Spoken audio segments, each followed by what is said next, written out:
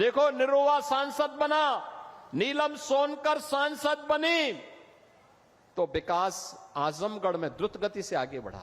मुझे बताओ, आपने मुख्यमंत्री को यहां से चुनाव जिता के भेजा था, वो विश्वविद्यालय नहीं दे पाए, पूर्वांचल एक्सप्रेसवे नहीं दे पाए। कितना बेवकूफ बनाया था पूर्वांचल एक्सप्रेसवे के नाम पर। 340 किलोमीटर का लंबा एक्सप्रेसवे शिलान्यास कर दिया, अलाइनमेंट भी नहीं पता, और जमीन एक भी इंच नहीं खरीदी।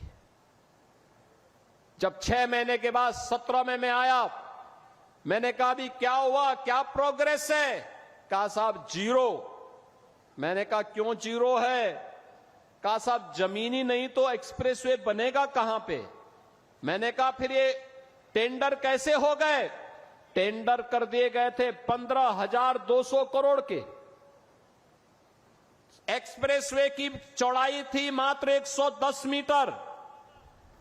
मैंने तब उस समय के जो नए सीओ बनाए गए थे यूपीडा के, सिवनीश अवस्थी जी से कहा, मैंने कहा अवस्थी जी एक काम करिए, यह 110 नहीं अब 120 मीटर चौड़ा होना चाहिए। बाई चांस हमें इस एक्सप्रेसवे के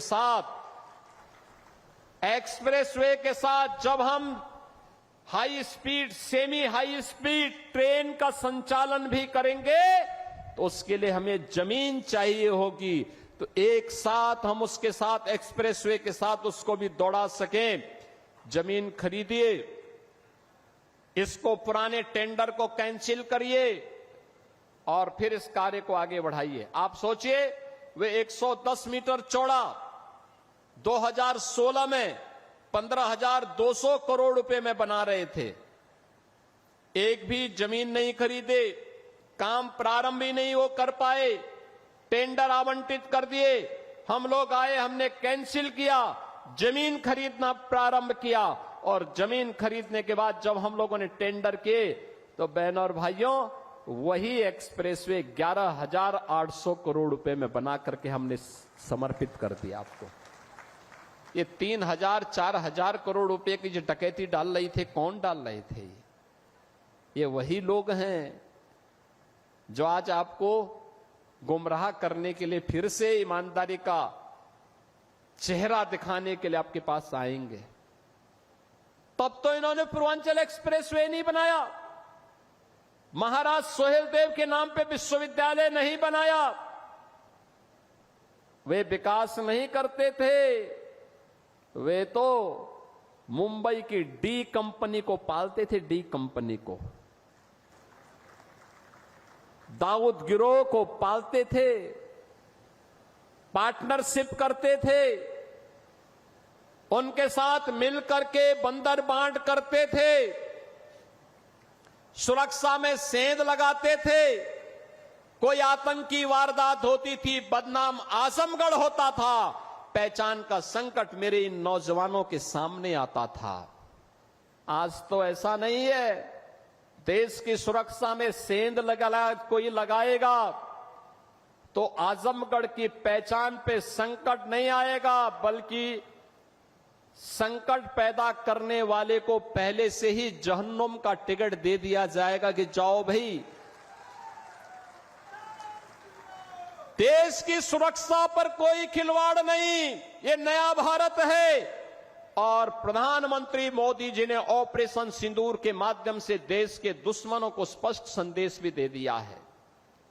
कोई भारत की सुरक्षा में सेंध लगाएगा, आतंकवाद को भड़काएगा, आतंकवाद को प्रेरित और प्रोत्साहित करेगा, तो घुस करके मारेंगे, चाहे वह सर्जिकल स्ट्राइक हो, एयर स्ट्राइक हो, ऑपरेशन सिंदूर हो। भारत के बहादुर जवान दुश्मन की माद में घुस करके निकाल बाहर करेंगे और देश की सुरक्षा वालों का काम तमाम करेंगे। और आज ये देख रहे हैं आप, और इसलिए बहनों और भाइयों मैं आज आपके पास आया हूं। नए भारत के नए उत्तर प्रदेश को विकास के साथ साथ विरासत के कार्यक्रमों के साथ गौरव की अनुभूति होनी चाहिए। ये आपको एक नई पहचान दिला रहा है, ये आपको सम्मान दिला रहा है। सम्मान के साथ आने वाली पीढ़ी को जब आप अपनी इस विरासत को सौंपेंगे, आप भी कह सकते हैं, आप भी तब ये कह सकते हैं कि हम वो गौरवशाली पीढ़ी हैं जिन्होंने राम जन्मभूमि में 500 वर्षों के बाद रामलला को विराजमान होते हुए अपनी आंखों से देखा है। आप में से हर व्यक्ति कह सकता है हमारी वो पीढ़ी है जिसने पूर्वांचल एक्सप्रेस वे के उद्घाटन कार्यक्रम का जो साक्षी बना था। हम वे पीढ़ी हैं जिन्होंने आजमगढ़ में भी जो कभी कल्पना नहीं करता था, आजमगढ़ में भी महाराज सुहेलदेव को 1000 वर्षों के बाद उनकी स्मृतियों को जीवित करते हुए एक विश्वविद्यालय की स्थापना के कार्यक्रम को आगे बढ़ाया। अब तो ये उद्घाटन भी हो गया है। अब तो आजमगढ़ 2 एक्सप्रेसवे के साथ जुड़ चुका है। पूर्वांचल एक्सप्रेसवे लखनऊ के साथ, गोरखपुर लिंक एक्सप्रेसवे के साथ भी जुड़ चुका है और साथ साथ 4 लेन की कनेक्टिविटी गोरखपुर से, वाराणसी से, प्रयागराज से, सभी ओर से 4 लेन की कनेक्टिविटी के साथ भी जुड़ चुका है। इतना बेहतरीन। आप मुझे बताओ, आजमगढ़ की साड़ी को महत्व 2017 के पहले नहीं मिल पाया था और यहां की ब्लैक पॉटरी को भी महत्व 2017 के पहले नहीं मिल पाया था। हमने चेहरा नहीं देखा, हमने तो उसको एक पहचान दिलाई। आज आजमगढ़ की साड़ियां भी, मुबारकपुर की साड़ियां भी देश और दुनिया में पसंद की जा रही है और यहां की ब्लैक पॉटरी को भी एक पहचान मिल रही है। आपने एक कलाकार को आजमगढ़ ने देश की संसद में भेजा और जैसे दिनेश लाल यादव, निरुआ जी जैसे सांसद बने, हमने हरिहरपुर में एक संगीत महाविद्यालय भी स्वीकृत कर दिया। आप सोचिए, हरिहरपुर में इस संगीत का एक घराना था, पहचान के लिए मोहताज हो रहा था। गायन, वादन, नृत्य, ये सभी विधाएं यहां एक साथ पैदा होती थी। लेकिन जिन्होंने आतंक का गढ़ आजमगढ़ को बनाया था, वे लोग इन्हें ढूंढ नहीं पाए। उनके पास इतनी फुर्सत नहीं थी कि ब्लैक पॉटरी को सम्मान दे सके, आजमगढ़ की साड़ी को सम्मान दे सके, हरिहरपुर गांव की संगीत की विधा को सम्मान दे सके, आजमगढ़ में विश्वविद्यालय दे सके, आजमगढ़ को एयर कनेक्टिविटी के साथ जोड़ सके, आजमगढ़ को पूर्वांचल एक्सप्रेसवे के साथ या गोरखपुर लिंक एक्सप्रेसवे के साथ या फिर ये 4 लेन की कनेक्टिविटी के साथ जोड़ सके। जब फुर्सत होगी तब तो कोई जोड़ेगा। उनके पास तो फुर्सत ही नहीं थी। जब संकट आता था, ऑस्ट्रेलिया या फिर इंग्लैंड चले जाते थे, लोगों को उसके पुरसे हाल पर छोड़ देते थे। लेकिन आज ये डबल इंजन की सरकार की, भारतीय जनता पार्टी की सरकार ने इन सभी प्रकार की सुविधाओं से आपको आच्छादित किया है और आज इसीलिए इस एक्सप्रेस वे के उद्घाटन कार्यक्रम के साथ जुड़ने के लिए मैं स्वयं आपके पास यहां आया हूं, एक बार फिर से करने के लिए।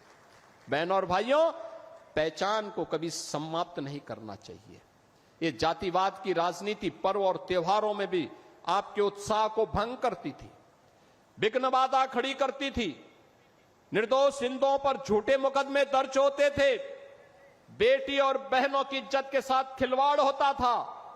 आपको याद होगा 2007-8 में सिवली नेशनल कॉलेज में अजीत राय नाम के एक लड़के की हत्या मात्र इसलिए कर दी थी क्योंकि उसने रिपब्लिक डे पर उसने वंदे मातरम गाने की वकालत की थी।